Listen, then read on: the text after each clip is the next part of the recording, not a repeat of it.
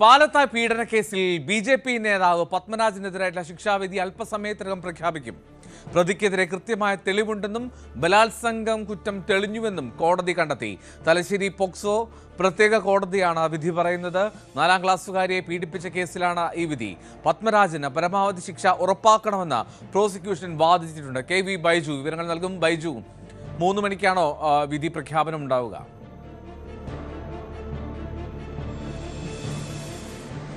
അതെ എൽദോ, ശിക്ഷാവിധിയിന്മേലുള്ള വാദം പൂർത്തിയായി. 3 മണിക്ക് ഇത് സംബന്ധിച്ച വിധി പ്രസ്താവിക്കുമെന്നാണ് ജഡ്ജി വ്യക്തമാക്കിയിരിക്കുന്നത്. ഏതായാലും ഇനി അല്പസമയത്തിനകം തന്നെ ആ വിധി വരും. എന്തായാലും വലിയ തോതിൽ രാഷ്ട്രീയമായി ഏറെ ചർച്ച ചെയ്തൊരു കേസാണ് പാലത്തായി പീഡന കേസ്. പ്രധാനമായും ഒരു അധ്യാപകൻ സംരക്ഷിക്കേണ്ട കരങ്ങൾ തന്നെ ഇത്തരത്തിൽ ഒരു നീചപ്രവൃത്തി ചെയ്തു എന്നൊരു ആരോപണം. അതോടൊപ്പം BJPയുടെ പ്രാദേശിക നേതാവ് കൂടിയാണിത്. രാഷ്ട്രീയമായും തന്നെ വലിയ ചർച്ചയായ ഒരു കേസാണ്. ഈ കേസിലെ നാൾവഴികൾ നോക്കിയാൽ 2020 ജനുവരിക്കും ഫെബ്രുവരിക്കും ഇടയിലാണ് ഇത്തരത്തിലുള്ള ഒരു 3 തവണ ഈ കുട്ടിയെ സ്കൂളിലെ ശുചിമുറിയിൽ നിന്നും പീഡിപ്പിച്ചു എന്ന ഒരു പരാതി വരുന്നത്. മദർ സഹോദരനാണ് ഈ കുട്ടി ഇത്തരത്തിൽ കാര്യം വ്യക്തമാക്കുന്നത്. പിന്നീട് പാനൂർ പോലീസ് കേസ് രജിസ്റ്റർ ചെയ്യുകയും പിന്നീട് 4 തവണയാണ് അന്വേഷണ സംഘം മാറി മാറി വന്നത്. ക്രൈംബ്രാഞ്ച് ഉൾപ്പെടെ അന്വേഷിച്ചപ്പോഴും ഇതിൽ തെളിവുകൾ കണ്ടെത്താനായിട്ടില്ല എന്ന് പറയുകയും അതുമാത്രമല്ല ഇതിൽ കുറ്റപത്രം സമർപ്പിക്കുമ്പോൾ പോക്സോ വകുപ്പുകൾ ചേർക്കാത്തതും വലിയ വിവാദമായിരുന്നു. ഏറ്റവും ഒടുവിൽ 2023 മെയ് മാസത്തിലാണ് ഇതിൽ രത്നകുമാർ എന്ന് പറയുന്ന തളിപ്പറമ്പ് DYSP ആയിരുന്ന രത്നകുമാർ ഇതിൽ കുറ്റപത്രം സമർപ്പിക്കുന്നത്. അന്തിമ കുറ്റപത്രം സമർപ്പിക്കുമ്പോൾ കൃത്യമായ ശാസ്ത്രീയമായ തെളിവുകൾ ഹാജരാക്കിയെന്നതാണ് ഈ കേസിന്റെ ഏറ്റവും പ്രധാനം. അതായത് ഈ ശുചിമുറിയിൽ നിന്നും ഇത്തരത്തിൽ രക്തക്കറ ഉൾപ്പെടെ കണ്ടെത്തി. അതോടൊപ്പം 49 സാക്ഷികളെയും കൃത്യമായി ഹാജരാക്കാൻ കഴിഞ്ഞു. ഈ കേസിൽ ഇന്ന് ഈ പ്രതിയായ പത്മകുമാറോട് എന്തെങ്കിലും പറയാനുണ്ടോ എന്ന് കോടതി ചോദിച്ചു. ഇതിൽ പത്മകുമാർ നൽകിയ വിശദീകരണം ഇങ്ങനെയായിരുന്നു. അതായത് തനിക്ക് വീട്ടിൽ ഭാര്യയും മക്കളുമുണ്ട്, അതോടൊപ്പം പ്രായമായ അച്ഛനും അമ്മയുമുണ്ട് എന്നായിരുന്നു. ഈ കേസിൽ താൻ കുറ്റം ചെയ്തിട്ടില്ല, താൻ ഇത്തരത്തിൽ നിരപരാധിയാണെന്ന ഒരു കാര്യം വ്യക്തമാക്കി. അതോടൊപ്പം കുടുംബം ആത്മഹത്യ ചെയ്താൽ അതിന് ഉത്തരവാദി SDP ആയിരിക്കുമെന്ന ഒരു കാര്യം കൂടി കോടതിയിൽ ബോധിപ്പിച്ചു. എന്തായാലും പ്രോസിക്യൂഷൻ ഇത് കൃത്യമായി എതിർത്തു. പ്രോസിക്യൂഷൻ പറഞ്ഞത് ഈ കുട്ടിക്ക് പിതാവില്ല, പാവപ്പെട്ട കുടുംബത്തിൽ വരുന്ന കുട്ടിയാണ്, കൃത്യമായ ശാസ്ത്രീയമായ തെളിവുകൾ ഹാജരാക്കാൻ സാധിച്ചു. അപൂർവങ്ങളിൽ അപൂർവമായ കേസായി പരിഗണിച്ച് പരമാവധി ശിക്ഷയെ വധശിക്ഷ തന്നെ നൽകണമെന്ന ഒരു ആവശ്യമാണ് പ്രോസിക്യൂഷൻ മുന്നോട്ട് വെച്ചത്. എന്തായാലും പ്രതിഭാഗം അഭിഭാഷകൻ പറഞ്ഞത് ഇത് ഇത്തരത്തിൽ കെട്ടിച്ചമച്ച ഒരു കേസാണെന്നാണ് പ്രതിഭാഗം അഭിഭാഷകൻ പറഞ്ഞത്. അതുകൊണ്ട് തന്നെ ശിക്ഷയിൽ ഇളവ് വരുത്തണം, കുറവ് വരുത്തണം എന്ന ഒരു കാര്യം പറഞ്ഞു. ഏതായാലും കോടതി ഇതിൽ കൃത്യമായി പറഞ്ഞത് ഇതിൽ കൃത്യമായ തെളിവുകൾ കണ്ടെത്താൻ സാധിച്ചു. പോക്സോ മെറിറ്റ് കണക്കാക്കിയാണ് ഈ ഒരു കേസിന്റെ വിധി പ്രസ്താവിക്കുന്നത് പറഞ്ഞു. അതൃപ്തി ഉണ്ടെങ്കിൽ, വിധിയിൽ തൃപ്തിയില്ലെങ്കിൽ മേൽക്കോടതിയെ സമീപിക്കാമെന്നും പറഞ്ഞു. മറ്റു കാര്യങ്ങൾ SDP-യുമായി ബന്ധപ്പെട്ട ഉയർന്നു വന്ന ഈ പത്മരാജൻ ഇന്ന് ഉന്നയിച്ച കാര്യങ്ങളൊക്കെ നേരത്തെ വിചാരണ വേളയിൽ തന്നെ വലിയ തോതിൽ നേരത്തെ ഹാജരാക്കിയതാണ്. അത്തരം കാര്യങ്ങളൊക്കെ വന്നതാണ്, അത് തള്ളിയതാണെന്നും കോടതി വ്യക്തമാക്കിയിട്ടുണ്ട്. എന്തായാലും ഈ കേസിൽ നേരത്തെ സൂചിപ്പിച്ചതുപോലെ തന്നെ 4 തവണ അന്വേഷണ സംഘം മാറി മാറി വന്നു എന്നതും അതോടൊപ്പം വലിയ തോതിലുള്ള വിവാദങ്ങൾ ഉയർന്നു വന്ന ഒരുപാട് ചർച്ചാ വിഷയമായ ഒരു കേസിലാണ് വളരെ പ്രധാനപ്പെട്ട ഒരു വിധി ഇന്ന് 3 മണിക്ക് തലശ്ശേരി അതിവേഗ പോക്സോ കോടതി പ്രസ്താവിക്കുന്നത്. 5 വർഷങ്ങൾക്ക് ശേഷം വരുന്ന ഒരു വിധിയാണ്. കോവിഡും അതുപോലെ തന്നെ ഇത്തരത്തിൽ അന്വേഷണ സംഘം മാറി മാറി വന്നതും ഈ കേസ് ഇതിന്റെ വിധി വരാൻ വൈകുന്നതിലേക്ക് ഇടയാക്കി. ഇന്നലെയാണ് ഈ പ്രതി കുറ്റക്കാരനാണെന്ന് കോടതി കണ്ടെത്തിയത്. എന്തായാലും 3 മണിക്ക് വളരെ നിർണായകമായ ഈ കേസിലെ വിധി ഉണ്ടാകും. എൽദോ, ബൈജു, ഈ കേസിന് ഇതിനിടയിൽ വാദത്തിനിടയിലും ഒരുപാട് നിർണായക സംഭവവികാസങ്ങൾ ഉണ്ടായിരുന്നല്ലോ. അതായത് ആദ്യം അന്വേഷണ സംഘം പറഞ്ഞത് ഈ കുട്ടിയെ പീഡിപ്പിച്ചു എന്നുള്ള കേസിൽ അതിൽ ഒരു പോക്സോ ചുമത്താൻ പാകത്തിനുള്ള സാഹചര്യമില്ല എന്നുള്ളതൊക്കെ ആയിരുന്നില്ല. പക്ഷെ പിന്നീട് പ്രോസിക്യൂഷന്റെ ഇടപെടലൊക്കെ എങ്ങനെയാണ് ഈ കേസ് അന്വേഷണം മാറി മറിയുന്നത് ഈ നാൾ വഴികളിൽ?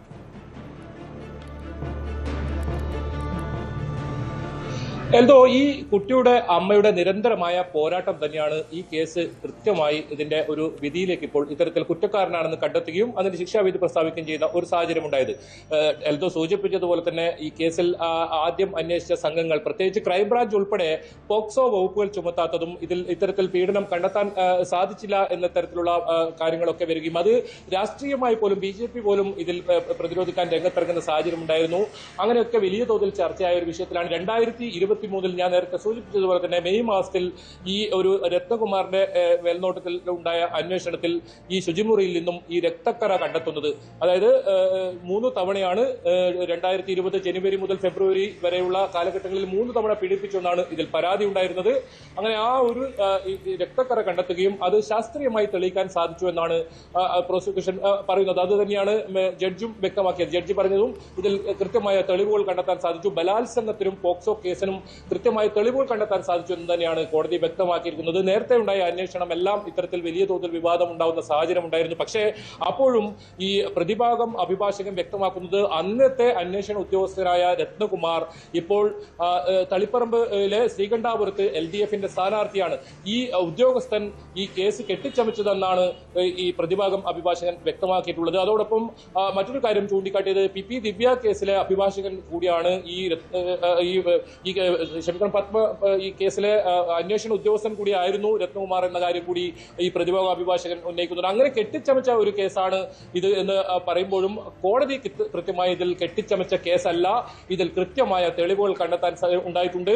അത് ഇനി വിധിയിൽ തൃപ്തിയില്ലെങ്കിൽ നിങ്ങൾക്ക് മേൽക്കോടതിയെ സമീപിക്കാമെന്ന് പോലും കോടതി പറഞ്ഞു വെക്കുന്ന സാഹചര്യം ഉണ്ടായിരുന്നു. ഇന്ന് വളരെ നാടകീയമായ സംഭവം തന്നെയായിരുന്നു കോടതിയിൽ കാണാൻ സാധിച്ചത്. പത്മകുമാറിന്റെ ആരോഗ്യ പ്രശ്നത്തിൽ കോടതി എന്തെങ്കിലും ആരോഗ്യ പ്രശ്നങ്ങളുണ്ടോ എന്ന കാര്യം ചോദിച്ചു. പക്ഷേ ആരോഗ്യ പ്രശ്നങ്ങളൊന്നുമില്ല എന്ന് വ്യക്തമാക്കി. അതോടൊപ്പമാണ് മറ്റ് നേരത്തെ ഉന്നയിച്ച കാര്യങ്ങൾ പറഞ്ഞത്. കുടുംബം ആത്മഹത്യ ചെയ്താൽ അതിന് ഉത്തരവാദി STB ആയിരിക്കും എന്ന ഒരു ആരോപണം എന്നൊരു കാര്യം കൂടി കോടതിയിൽ വ്യക്തമാകാൻ സാഹചര്യം ഉണ്ടായിരുന്നു. പക്ഷേ പ്രോസിക്യൂഷൻ അതെല്ലാം തള്ളുന്നുണ്ട്. കാരണം ഇതെല്ലാം വിചാരണ വേളയിൽ വന്ന കാര്യങ്ങളാണ്. അത് വിചാരണ വേളയിൽ തള്ളിക്കളഞ്ഞ കാര്യങ്ങളാണ്. ഇത്തരം വാദങ്ങളൊക്കെ എന്ന ഒരു കാര്യമാണ് പ്രോസിക്യൂഷൻ പറഞ്ഞത്. അതുകൊണ്ട് തന്നെയാണ് പ്രോസിക്യൂഷൻ വ്യക്തമാക്കിയിരിക്കുന്നത് ഇതിൽ പരമാവധി ശിക്ഷയായ വധശിക്ഷ തന്നെ നൽകണമെന്ന് പറയുന്നു. പ്രതിഭാഗം അഭിഭാഷകനാകട്ടെ ഇത് ഈ കേസിൽ ശിക്ഷ കുറവുണ്ടാവണം, ഇളവുണ്ടാകണം എന്ന ഒരു കാര്യം കൂടി വ്യക്തമാക്കുന്നു. ഏതായാലും വളരെ ആകാംക്ഷയോട് കൂടിയാണ് ഈ കേസിലെ വിധി കാത്തിരിക്കുന്നത്. കാരണം ഈ അമ്മയുടെ 5 വർഷത്തെ നീണ്ട പോരാട്ടമാണ്. വലിയ തോതിലുള്ള ആരോപണങ്ങൾ ഉയർന്ന ഒരു കേസാണ്. ഓരോ വിവാദങ്ങൾ ഉണ്ടാകുമ്പോഴും ഓരോ അന്വേഷണ സംഘത്തിന്റെ പാളിച്ചുണ്ടാകുമ്പോഴും ഈ അമ്മ കോടതിയെ സമീപിക്കുന്ന സാഹചര്യങ്ങളൊക്കെ ഉണ്ടായിരുന്നു. അത് നേരത്തെ സൂചിപ്പിച്ചതുപോലെ തന്നെ 4ാം ക്ലാസ്സിൽ പഠിക്കുന്ന ഒരു കുട്ടിയാണ്. സംരക്ഷിക്കേണ്ട ഒരു കരങ്ങൾ തന്നെ ഇത്തരത്തിലുള്ള ഒരു പ്രവൃത്തി ചെയ്തു എന്ന തരത്തിലുള്ള വലിയ ആക്ഷേപം നേരിട്ടു. അപ്പോഴും പോലീസ് അന്വേഷണത്തിൽ എന്ത് സംഭവിക്കുന്നു എന്ന ഒരു കാര്യം കൂടി ഉയർന്നു വന്നു. ഏതായാലും 5 വർഷങ്ങൾക്ക് ശേഷമാണ് ഇത്തരത്തിലൊരു വിധി വരുന്നതെന്നതും ഇതിന്റെ ഗൗരവം വർദ്ധിപ്പിക്കുന്നുണ്ട്. ഏതായാലും ഇനി എന്ത് ശിക്ഷയായിരിക്കും ഇയാൾക്ക് നൽകുക, അത് വധശിക്ഷ തന്നെ നൽകുമോ, അതാണ് ഏറ്റവും ആകാംക്ഷയോടുകൂടി കാത്തിരിക്കുന്നത് ഈ കുടുംബവും ഈ കുട്ടിയുടെ അമ്മയും കാത്തിരിക്കുന്നത്. എന്തായാലും നേരത്തെ സൂചിപ്പിച്ചതുപോലെ തന്നെ ഈ പ്രോസിക്യൂഷൻ വ്യക്തമാക്കിയിരുന്നു ഈ കുട്ടിക്ക് അച്ഛനില്ല, ഒരു പാവപ്പെട്ട കുടുംബത്തിൽ വരുന്ന കുട്ടിയാണ്. കുട്ടിയുടെ ഇപ്പോഴത്തെ അവസ്ഥ വളരെ ദയനീയമാണ്. അത്തരത്തിൽ ഇപ്പോഴും ഇതിൽ നിന്നും മുക്തയായിട്ടില്ല എന്ന കാര്യങ്ങളൊക്കെ പ്രോസിക്യൂഷൻ ഉന്നയിക്കുന്നുണ്ട്. ഏതായാലും പ്രോസിക്യൂഷന്റെ വാദം കോടതി അംഗീകരിച്ചു എന്ന് വേണം പറയാൻ. അതുകൊണ്ട് തന്നെയാണ് ഇതിൽ തെളിവുകൾ കൃത്യമായി കണ്ടെത്താൻ സാധിച്ചിട്ടുണ്ടെന്ന് കോടതി വ്യക്തമാക്കിയിട്ടുള്ളത്. എൽദോ, നിരപരാധിയാണെന്ന് ആവർത്തിക്കുകയാണ് പത്മരാജൻ കോടതിയിൽ. ഇപ്പോഴും ഇന്നും രാവിലെ ജഡ്ജി ചോദിക്കുമ്പോൾ നിരപരാധിയായ ഒരാൾക്ക് ഇത്തരത്തിൽ കൂടുതൽ ശിക്ഷയൊന്നും ലഭിക്കാതിരിക്കട്ടെ എന്ന് ആഗ്രഹിക്കുന്നു എന്നാണ് ഇയാൾ പറഞ്ഞത് കോടതിക്ക് മുമ്പാകെ. ഈ 2020-ലുണ്ടായ സംഭവമാണ് ഇത്. ആദ്യം ചൈൽഡ് ലൈനിന് മുന്നിലേക്ക് എത്തുന്നു. ഇത് എങ്ങനെയാണ് ഈ കുട്ടി തന്നെ സ്വമേധയാ പറയുകയായിരുന്നു, എങ്ങനെയൊരു അനുഭവം നേരിട്ടു എന്നത് കുട്ടി വീട്ടുകാരെ അറിയിക്കുകയായിരുന്നു. എങ്ങനെയാണ് ഈ കേസിന്റെ തുടക്കം ബൈജു?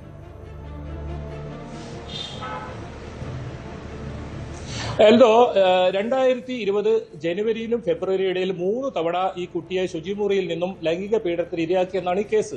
ഈ കുട്ടി മാതൃ സഹോദരിയോടാണ് ഈ കാര്യം പറയുന്നത്. പിന്നീട് ചൈൽഡ് ലൈനെ വിവരമറിയിക്കുകയും കുട്ടിയുടെ വിശദമായ മൊഴി രേഖപ്പെടുത്തിയതിനു ശേഷം പാനൂർ പോലീസാണ് ഇതിൽ കേസ് രജിസ്റ്റർ ചെയ്യുന്നത്. അങ്ങനെ പാനൂർ പോലീസ് കേസ് അന്വേഷിച്ചു. ഇതിൽ അതൃപ്തി ഉണ്ടായതിനെ തുടർന്ന് പ്രത്യേക സംഘത്തെ രൂപീകരിക്കണമെന്നൊക്കെ ആവശ്യപ്പെട്ടപ്പോഴും പിന്നീട് ക്രൈംബ്രാഞ്ച് അന്വേഷിക്കുന്നു. DGP തലത്തിലുള്ള അന്വേഷണം വരുന്നു. ഇങ്ങനെ 3 ഘട്ടങ്ങളായി നടന്ന അന്വേഷണത്തിൽ ഇതിൽ പോക്സോ വകുപ്പുകൾ ചേർക്കാൻ തയ്യാറായിട്ടില്ല. നേരത്തെ പറഞ്ഞതുപോലെ തന്നെ ആദ്യം സമർപ്പിച്ച കുറ്റപത്രത്തിൽ ഇതിൽ ജുവനൈൽ ജസ്റ്റിസ് ആക്ട് മാത്രമാണ് ഉൾപ്പെടുത്തിയിരുന്നത്. പോക്സോ കേസ് ഉണ്ടായിരുന്നില്ല. പിന്നീടാണ് രത്നകുമാർ DYSP ആയിരുന്ന രത്നകുമാർ ഇതിൽ അന്വേഷണ സംഘം, അതായത് 7-അംഗ സംഘമായിരുന്നു ഇതിൽ വന്നിരുന്നത്. ആ അന്വേഷണത്തിലാണ് കൃത്യമായ ശാസ്ത്രീയമായ തെളിവുകൾ ഇദ്ദേഹത്തിന് കണ്ടെത്താൻ സാധിച്ചത്. ഇദ്ദേഹം ഈ പീഡനം നടന്നു എന്ന് പറയുന്ന സ്ഥലത്ത് നിന്നും ഈ ശുചിമുറിയിൽ നിന്നും ഈ അധ്യാപകൻ, ഇതേ സ്കൂളിലെ അധ്യാപകനാണ്, ഈ കുട്ടിയുടെ അതേ സ്കൂളിലെ അധ്യാപകനാണ്, ആ സ്കൂളിലെ ശുചിമുറിയിൽ നിന്നും ഇത്തരത്തിൽ ഈ രക്തക്കറ കണ്ടെത്തുന്ന സാഹചര്യമാണ് ഉണ്ടായത്. അതാണ് ഈ കേസിൽ ഏറ്റവും നിർണായകമായതെന്ന് പറയേണ്ടി വരും. ശാസ്ത്രീയമായ ആ തെളിവിലാണ് പിൻബലത്തിലാണ് ഇപ്പോൾ ഈ കോടതി കുറ്റക്കാരനാണെന്ന് കണ്ടെത്തുന്നത്. അതോടൊപ്പം നേരത്തെ പറഞ്ഞതുപോലെ തന്നെ 49 സാക്ഷികളെ വിസ്തരിക്കുന്ന ഒരു സാഹചര്യം കൂടി ഉണ്ടായിരുന്നു. കൃത്യമായ സാക്ഷികളെയും ഇതിൽ ഹാജരാക്കാൻ സാധിച്ചു പ്രോസിക്യൂഷൻ എന്ന് തന്നെ പറയേണ്ടി വരും. ഏതായാലും ഈ അന്വേഷണം 2023 മെയ് മാസം സമർപ്പിച്ച അന്തിമ കുറ്റപത്രത്തിലാണ് ബലാത്സംഗവും പോക്സോ വകുപ്പും കൂടി ചേർക്കുന്നത്. അങ്ങനെ ഒരു വർഷം നീണ്ട ഈ കഴിഞ്ഞ ഒരു വർഷം 2024 ആരംഭിച്ച ഒരു വർഷം നീണ്ട വിചാരണയ്ക്കൊടുവിലാണ് ഇപ്പോൾ ഇന്നലെ ഈ കേസിൽ ഇയാൾ കുറ്റക്കാരനാണെന്ന് കോടതി കണ്ടെത്തുന്നതും ആ ശിക്ഷാവിധി ഇന്ന് പ്രസ്താവിക്കുമെന്ന് പറയുന്നത്. രാവിലെ പ്രധാനമായും ശിക്ഷാവിധിയിന്മേലുള്ള ഒരു വാദമാണ് നടന്നത്. അങ്ങനെയുള്ള ഒരു വാദത്തിനിടയിലാണ് താൻ നിരപരാധിയാണ്, തനിക്കൊന്നും അറിയില്ല എന്ന് ഇദ്ദേഹം വ്യക്തമാക്കിയത്. അതുമാത്രമല്ല, നേരത്തെ പറഞ്ഞതുപോലെ തന്നെ തന്റെ കുടുംബം പ്രായമായ അച്ഛനും പ്രായമായ അമ്മയും ഉണ്ട്. അത് എല്ലാ കേസുകൾ പരിശോധിച്ചാൽ നമുക്കറിയാം അത്തരം ഈ കേസുകളിലൊക്കെ അങ്ങനെയുള്ള ഒരു വാദം ഉയർത്തുന്ന സാഹചര്യം ഉണ്ട്. അതായത് ശിക്ഷ ഇളവ് കിട്ടാനുള്ള ഒരു കാര്യമായാണ് അധികവും കാണാറുള്ളത്. അങ്ങനെ ഒരു വാദം കൂടി ഉന്നയിച്ചു. പക്ഷെ ഇതെല്ലാം പ്രോസിക്യൂഷൻ കൃത്യമായി എതിർത്തു. പ്രോസിക്യൂഷൻ ഇതിൽ കൃത്യമായി വ്യക്തമാക്കിയത് ഈ കുട്ടിയുടെ ദയനീയ അവസ്ഥയാണ്. ഇനി ഒരു കുട്ടികൾക്ക് ഇങ്ങനെ ഉണ്ടാകരുത്. സ്വന്തം അധ്യാപകനാൽ തന്നെ ഒരു കുട്ടി പീഡിപ്പിക്കപ്പെടുന്ന സാഹചര്യം ഉണ്ടായിട്ടുണ്ട്. അതിൽ കൃത്യമായ തെളിവുകൾ ഹാജരാക്കാൻ സാധിച്ചിട്ടുണ്ട്. അതുകൊണ്ട് തന്നെ ഈ കേസിൽ പരമാവധി ശിക്ഷയായ വധശിക്ഷ നൽകണമെന്നൊരു ആവശ്യം തന്നെയാണ് പ്രോസിക്യൂഷൻ മുന്നോട്ട് വെച്ചത്. ഇനി ഈ കേസിൽ വധശിക്ഷ നൽകുമോ, അതല്ല ജീവപര്യന്തം പോലെ ഇരട്ട ജീവപര്യന്തം പോലെ അത്തരത്തിലുള്ള ശിക്ഷയായിരിക്കുമോ നൽകുക, അതാണ് ഏറ്റവും പ്രധാനം. എന്നാൽ വലിയ തോതിൽ ചർച്ച ചെയ്തതാണ്. നമ്മൾ ഉൾപ്പെടെ ദിവസങ്ങളോളം ഒരുപക്ഷെ മാസങ്ങളോളം ചർച്ച ചെയ്ത ഒരു വിഷയമാണ്. പാർട്ടി BJP വലിയ തോതിൽ പ്രതിരോധത്തിലായ ഒരു കാര്യമാണ്. അതുപോലെ തന്നെ അന്വേഷണ സംഘത്തിന്റെ ഓരോ നീക്കങ്ങളും വലിയ തോതിൽ ചർച്ചയായതാണ്. ഇതിൽ ഒത്തുതീർപ്പ് നടക്കുന്നുണ്ടെന്നൊക്കെ കാര്യങ്ങൾ വന്നത്. അപ്പോഴും എൽദോ ചോദിച്ചത് വളരെ പ്രധാനപ്പെട്ട ഒരു കാര്യമാണ്. ഈ കുട്ടിയുടെ അമ്മയുടെ നിരന്തരമായ പോരാട്ടമാണ്, കോടതിയുടെ ഇടപെടലാണ് ഈ കേസിൽ ഇപ്പോൾ ഈ ഒരു ഏറ്റവും ഒടുവിലായി കുറ്റക്കാരനെന്ന് കണ്ടെത്തുകയും ഇതിലൊരു വിധി പ്രസ്താവിക്കുന്ന രീതിയിലേക്ക് ഇപ്പോൾ കാര്യങ്ങൾ എത്തി നിൽക്കുന്നതും. എൽദോ, ബൈജു, ഇയാളൊരു സാധാരണ അധ്യാപകൻ എന്നതിനുമപ്പുറം സമൂഹത്തിൽ വളരെ കാര്യമായി പ്രവർത്തിച്ചിരുന്ന ഒരാളാണ്. ഒരു പഞ്ചായത്തിൻ്റെ ഭരണത്തിലിരുന്ന ആളാണ്. നാട്ടിൽ അത്രമാത്രം ശ്രദ്ധേയമായിട്ടുള്ള രാഷ്ട്രീയ പ്രവർത്തനം നടത്തിയിട്ടുള്ള ആളാണ്.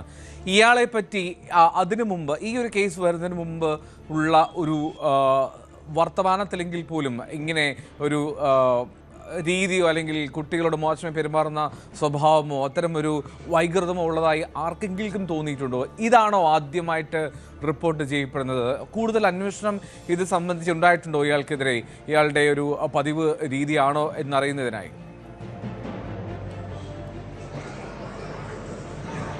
എന്തോ ഇതിൽ ഈ അധ്യാപകരെ കുറിച്ച് ഒരു പക്ഷേ കൂടുതലായും ആളുകൾ അത്ര മോശം പറയുന്ന ആളുകൾ, നല്ല പറയുന്ന ആൾക്കാരാണ് ആ സമയത്തൊക്കെ ഉണ്ടായിരുന്നത്. ഏതെങ്കിലും കേസുകളിൽ നേരത്തെ ഉൾപ്പെട്ടതോ അത്തരം ട്രാക്ക് റെക്കോർഡൊന്നുമില്ലാത്ത ഒരു അധ്യാപകരാണ്. ഇയാളെ കുറിച്ച് വലിയ തെറ്റില്ലാതെ അങ്ങനെ മോശം ഒന്നുമില്ലാത്തൊരു കാര്യമുണ്ടായിരുന്നു. അതുകൊണ്ട് തന്നെയാണ് ഈ കേസ് വലിയ ചർച്ചാ വിഷയമായത്. ഒരു വലിയ വിഭാഗം ഈ അധ്യാപകനെ പിന്തുണക്കുന്ന സാഹചര്യം ഉണ്ടായിരുന്നു. മറുവശത്താകട്ടെ SDP ആണ് ഈ കാര്യങ്ങളൊക്കെ ഇത്തരത്തിൽ ഗൂഢാലോചന നടത്തുന്ന ഒരു വാദവുമായി BJP ഉൾപ്പെടെ രംഗത്ത് വരുന്ന സാഹചര്യം ഉണ്ടായിരുന്നു. ഇദ്ദേഹം അങ്ങനെ ഒരു തെറ്റ് ചെയ്യുന്ന ആളല്ല എന്ന തുറന്നു പറയുന്ന BJP രംഗത്ത് വരുന്ന സാഹചര്യം ഒക്കെ ഉണ്ടായിരുന്നു. SDP ആണ് ഇതിൽ പ്രതിസ്ഥാനത്ത്. ഇയാളും അതുപോലെ തന്നെ ഇവരുടെ അഭിഭാഷകൻ ഉൾപ്പെടെ, ഈ പ്രതിയുടെ അഭിഭാഷകൻ ഉൾപ്പെടെ ചൂണ്ടിക്കാട്ടുന്ന സാഹചര്യമുണ്ട്. അത് ഇന്ന് കോടതിയിലും, ഞാൻ നേരത്തെ സൂചിപ്പിച്ചതുപോലെ തന്നെ കോടതിയിലും അത് ആവർത്തിക്കുന്ന സാഹചര്യം ഉണ്ടായിരുന്നു. വിചാരണ വേളയിലൊക്കെ വലിയ തോതിൽ സാക്ഷികൾ ഉൾപ്പെടെ വിസ്തരിക്കുന്ന സാഹചര്യത്തിലും ഈ SDP-യുടെ പങ്ക് വ്യക്തമാക്കുന്നുണ്ടായിരുന്നു. പക്ഷേ അത് കോടതി ഈ കാര്യത്തിൽ കൃത്യമായ തെളിവുകൾ ഉണ്ട് എന്ന് കോടതി കണ്ടെത്തിയിരിക്കുന്നു എന്നാണ് ഇതിൽ ഏറ്റവും പ്രധാനം. ഇനി എത്രത്തോളം ഇയാൾക്ക് പിന്തുണയുണ്ടോ, ഇത്തരം കാര്യങ്ങളിലൊന്നും നേരത്തെ ഏർപ്പെട്ടില്ല എന്ന് പറയുമ്പോഴും കോടതി കൃത്യമായി ഇതിൽ തെളിവുകൾ കണ്ടെത്താൻ സാധിച്ചു എന്നാണ് പറയുന്നത്. ഇതിൽ ഏറ്റവും പ്രധാനം തെളിവുകൾ തന്നെയാണ്. ഒരു കുട്ടി 10 വയസ്സുള്ള ഒരു കുട്ടിയാണ്, 4ാം ക്ലാസ് പഠിക്കുന്ന ഒരു കുട്ടിയാണ്. അത്തരത്തിലുള്ള ഒരു കുട്ടിക്ക് നേരെ അതേ സ്കൂളിലെ അധ്യാപകൻ ഇത്തരത്തിൽ പീഡിപ്പിച്ചു എന്നൊരു പരാതിയാണ്. വളരെ ഗൗരവമായ ഒരു പരാതി. ഇത്തരത്തിൽ നിരവധി കുട്ടികൾക്ക് നേരെയുള്ള അതിക്രമം നമ്മൾ ഓരോ ദിവസവും റിപ്പോർട്ട് ചെയ്യുന്നതാണ്. അത്തരത്തിൽ നിരന്തരം അതിക്രമങ്ങൾ ഉണ്ടാകുന്ന സാഹചര്യമുണ്ട്. അതുകൊണ്ട് തന്നെ ഇതിൽ തെളിവുകളാണ് ഏറ്റവും പ്രധാനം. ആ തെളിവ് കണ്ടെത്താൻ സാധിച്ചു എന്ന് തന്നെയാണ് കോടതി വ്യക്തമാക്കുന്നത്. അതിന്റെ അടിസ്ഥാനത്തിലാണ് ഇപ്പോൾ ഇതിൽ ശിക്ഷാവിധി പ്രസ്താവിക്കാനിരിക്കുന്നത്. അല്പസമയത്തിനകം തന്നെ, അതായത് 3 മണിക്ക് തന്നെ ഇതിന്റെ ശിക്ഷാവിധി ഉണ്ടാകും. അത് ഏറ്റവും പ്രധാനമാണ്. ഇനി എന്താണ് ഇയാൾക്ക് നൽകുന്ന ശിക്ഷാവിധി, അതിനുശേഷം BJP ഉൾപ്പെടെ ഇതിൽ പ്രതികരിക്കുന്നത് എങ്ങനെയായിരിക്കും എന്നൊക്കെ അറിയേണ്ടതുകൊണ്ട് ഇപ്പോഴും SDPI ആണ് ഇതിൽ ഗൂഢാലോചന നടത്തി ഇയാൾക്കെതിരെ ഇത്തരത്തിലുള്ള ഒരു കേസ് കെട്ടിച്ചമച്ച എന്നൊരു വാദവുമായി തന്നെയാണ് BJP ഇപ്പോൾ നിൽക്കുന്നത്. അത് തന്നെയാണ് ഇയാളും കോടതിയിൽ ആവർത്തിച്ച് വ്യക്തമാക്കിയത്. ഇയാളുടെ പ്രതിയുടെ അഭിഭാഷകനും അത് തന്നെയാണ് വ്യക്തമാക്കിയത്. എന്തായാലും അത് ഇനി ഈ വിധിയിൽ തൃപ്തിയില്ലെങ്കിൽ നിങ്ങൾക്ക് മേൽക്കോടതിയെ സമീപിക്കാമല്ലോ എന്ന് കോടതി ഇന്ന് ചോദിക്കുന്ന സാഹചര്യം വരെ ഉണ്ടായിരുന്നു. അത്തരത്തിൽ ഇപ്പോഴും വലിയ തോതിലുള്ള ചർച്ച, രാഷ്ട്രീയമായി തന്നെ ചർച്ച, അതുപോലെ തന്നെ ഈ സംഘടനകൾ തമ്മിലുള്ള ചർച്ചയൊക്കെയായി മാറുന്ന ഒരു കേസായി തന്നെ ഇത് മാറും. ആ വിധി ഏറ്റവും പ്രധാനമാണ്. എന്ത് വിധിയാണ് ഇതിൽ അപൂർവങ്ങളായ കേസായി പരിഗണിച്ച് ബൈജു, ഞാൻ ഒരു കാര്യം കൂടി ഒന്ന് ചോദിച്ച് നമുക്ക് മറ്റൊരു വാർത്തയിലേക്ക് പോകാം. വേറൊന്നുമല്ല, ഈ ക്രൈംബ്രാഞ്ച് IG ആയിരുന്ന S. ശ്രീജിത്തിന്റെ ഒരു ഫോൺ സംഭാഷണം ഈ കേസിന് ആസ്പദമായിട്ട് പുറത്തു വന്നിരുന്നു. അതിൽ ശ്രീജിത്ത് ഇയാളെ സംരക്ഷിക്കുന്ന തരത്തിൽ അല്ലെങ്കിൽ അദ്ദേഹത്തെ പിന്തുണയ്ക്കുന്ന തരത്തിലുള്ള ഒരു വാദഗതി ഉന്നയിക്കുന്നൊക്കെ കേട്ടിരുന്നു. അതിനുള്ള സാഹചര്യം എന്താണ്? എന്തുകൊണ്ടായിരിക്കാം ഒരു ക്രൈംബ്രാഞ്ചിൻ്റെ ആ സംഘത്തിലെ ഒരു മേധാവി, പ്രധാനി അത്തരത്തിലൊരു പരാമർശം നടത്താനുള്ള കാരണം? ഇയാൾ അത്ര ഈ ശിക്ഷയ്ക്ക് യോഗ്യന അല്ലെങ്കിൽ ഇയാൾ കുറ്റക്കാരനല്ല എന്നുള്ള തരത്തിൽ പരാമർശം നടത്താനുള്ള സാഹചര്യം എന്തായിരുന്നു?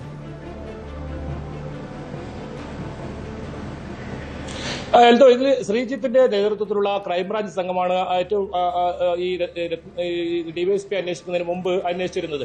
ആ സമയത്താണ് ഇത്തരത്തിലുള്ള ഒരു ശബ്ദ സന്ദേശം രേഖ പുറത്ത് വന്നത്. അതിൽ പ്രധാനമായും ഇത്തരത്തിൽ പോക്സോ തെളിവുകളൊന്നും ഇതിൽ കണ്ടെത്താൻ സാധിച്ചിട്ടില്ല എന്ന ഒരു കാര്യമാണ് വ്യക്തമാക്കിയത്. അപ്പോഴും ഇതിൽ കൃത്യമായ ഒരു അന്വേഷണം നടന്നിട്ടില്ല എന്ന് തന്നെയായിരുന്നു ഈ കുട്ടിയുടെ അമ്മയുടെ ഒരു ആരോപണം.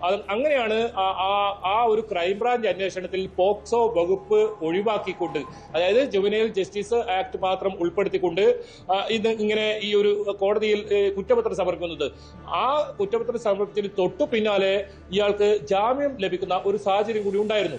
അങ്ങനെയാണ് അമ്മ കോടതിയിൽ പോകുന്നതും കോടതിയിൽ പോയതിനു ശേഷമാണ് പ്രത്യേക അന്വേഷണ സംഘത്തെ രൂപീകരിക്കണമെന്ന അമ്മയുടെ ആവശ്യപ്രകാരം 7 അംഗ സംഘത്തെ രൂപീകരിക്കുന്നതും ആ സംഘമാണ് ഇതിൽ കൃത്യമായ ശാസ്ത്രീയമായ ഒരു തെളിവ് കണ്ടെത്തുന്നത്. നേരത്തെ പറഞ്ഞതുപോലെ തന്നെ രക്തക്കറ ശുചിമുറിയിൽ നിന്നും കണ്ടെത്തുന്നതും ആ ഒരു കാര്യം കൃത്യമായി കോടതിയെ ബോധിപ്പിക്കാൻ പ്രോസിക്യൂഷന് സാധിച്ചു എന്നതാണ് ഇപ്പോൾ ഏറ്റവും ഒടുവിലായി വരുന്ന ഈ വിധിയുടെ ഏറ്റവും പ്രാധാന്യം വർദ്ധിപ്പിക്കുന്നത്. ഏതായാലും DIG ശ്രീജിത്ത് ഉൾപ്പെടെ അതിനു മുമ്പ് അന്വേഷിച്ച 2 സംഘങ്ങൾ, ലോക്കൽ പോലീസ്, ഈ അന്വേഷണങ്ങളിലൊന്നും പോക്സോ വകുപ്പുകൾ കണ്ടെത്താൻ സാധിച്ചിട്ടില്ല. അതാണ് ഒരു ഇത്തരത്തിലൊരു സംഭാഷണത്തിൽ ഇദ്ദേഹം പറയുന്നതും പിന്നീട് ആ ശബ്ദം പുറത്താകുകയും വലിയ തോതിൽ വിവാദമാകുന്ന സാഹചര്യം ഉണ്ടായത്.